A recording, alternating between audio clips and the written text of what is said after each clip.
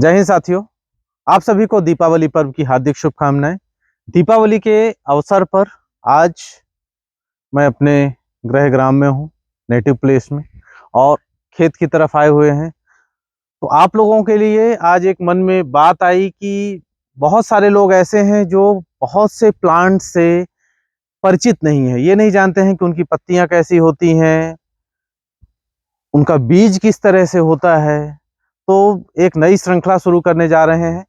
इसके पहले भी हालांकि मैं पौधों से संबंधित, उनके परिचय से संबंधित कुछ वीडियो अपलोड कर चुका हूं, लेकिन अब ये बात मेरे मन में आई कि आप सभी को जो प्लांट्स हैं, जो वनस्पतियां हैं, उनसे परिचित कराने के लिए एक नई श्रृंखला शुरू करते हैं, जिसमें कुछ महत्वपूर्ण पौधों के बारे में जो हमारे आसपास पाए जाते हैं, उनमें कुछ हमारे लिए मेडिसिनल इम्पोर्टेंस के हो सकते हैं, या फिर कुछ ऐसे भी पौधे होंगे जो हमको विभिन्न प्रकार के खाद्य सामग्री देते हैं।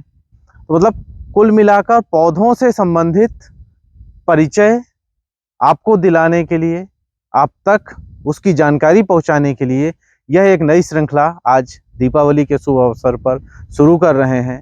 खेत में हूं तो ये लहलहाती फसल, धान की फसल, पैडी, इसे देखकर मन प्रसन्न हो गया।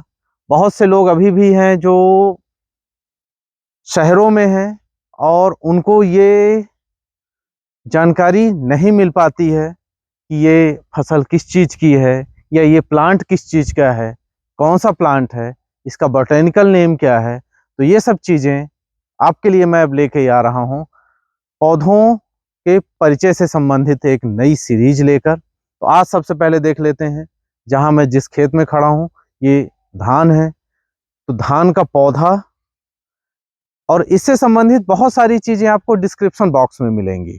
बहुत सारी चीज़ें जो मैं यहाँ नहीं बता पा रहा हूँ समय की कमी के कारण, वो चीज़ें आपको डिस्क्रिप्शन बॉक्स में मिल जाएंगी, या कुछ चीज़ें छूट भी जाती हैं तो वो चीज़ें भी आपको डिस्क्रिप्शन बॉक्स में ज़रूर मिल जाएंगी उससे रिलेटेड। तो सबसे पहले देख लें ये धान का पौधा। ये खरीफ फसल कहलाती है, और खरीफ फसल में ये सबसे पहले धान को दो तरीके से लगाया जाता है। धान का या तो रोपा लगाया जाता है, या फिर डायरेक्ट धान को खेत में छिड़क दिया जाता है। तो यदि रोपा लगाया जाता है तो पहले एक जगह रोपा लगा लेते हैं, उसके बाद फिर उसका जो सीडलिंग है उसको निकाल के जगह जगह पे लगाते हैं। तो ये रोपा वाली फसल है। इस पे देखें, ये इसकी हाइट देखें कि कितनी हाइट होती है। लगभग 2.5 फीट, 3 फीट, 2 फीट के आसपास इसकी हाइट है। ये इसकी पत्तियां हैं। ये मोनोकॉट है, देखें ये मोनोकॉट है, क्योंकि इसमें पैरेलल वेनेशन पाया जाता है। इनको आप देख सकते हैं। तो ये मोनोकॉट है, और ये है धान की बाली। इसी में ये धान और फिर इसके अंदर से निकलेगा चावल। तो देखिए किस तरीके से लहलहाती हुई फसल है। ये है धान की फसल। ये चारों तरफ आपको दिखाई जो दे रहा है, ये सब कुछ ये धान है, और इसके लिए पानी की आवश्यकता होती है। तो पकने के लिए जितनी बार भी पानी की आवश्यकता होती है, या तो प्राकृतिक रूप से इसे जल मिलता है, और यदि प्राकृतिक रूप से जल नहीं मिला, बारिश नहीं हुई, तो फिर इसको बाहर से कहीं भी किसी भी जल स्रोत से पानी दिया जाता है, जिसके बाद ये पकता है। और इसके पकने के बाद इससे हम ये आप लोगों ने सुना होगा पराली, तो वो ये नीचे वाला भाग जो है वो निकलेगा, अलग होगा, और इसका ये धान अलग होगा।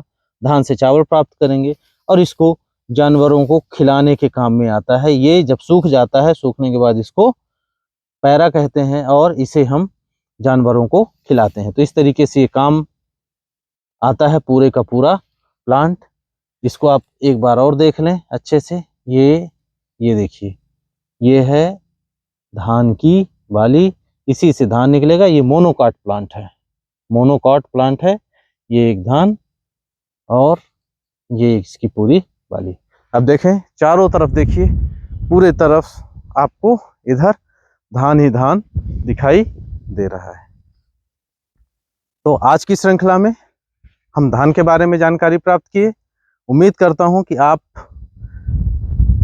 ये जो श्रृंखला मैं शुरू कर रहा हूं आज दीपावली के अवसर पर, ये आपको पसंद आएगा। इसमें और भी बहुत सारे प्लांट्स के बारे में मैं आपको जानकारी उपलब्ध कराऊंगा। ले जाके जो भी प्लांट्स मुझे ऐसे दिखेंगे वो मैं आपको दिखाऊंगा। बहुत सारे लोग होंगे जिनको इसके बारे में जानकारी है, लेकिन बहुत से ऐसे लोग भी हैं जिनको इसके बारे में जानकारी नहीं होती। वो सिर्फ सुने होते हैं कि हाँ ये धान से हमको चावल मिलता है, लेकिन धान किस तरीके से, कैसे खेत में होता है, कैसे लहलहाती हुई फसलें होती हैं, वो नहीं देख पाते हैं। तो छात्रों के लिए ये भी ज़रूरी है कि वो इन चीज़ों को जाने कि हमको जो अन्न मिलता है वो कहाँ से मिलता है, किस तरीके से दिखता है, कैसे उसकी पैदावार होती है। एक बार पुनः दीपावली की आप सभी को हार्दिक शुभकामनाएं।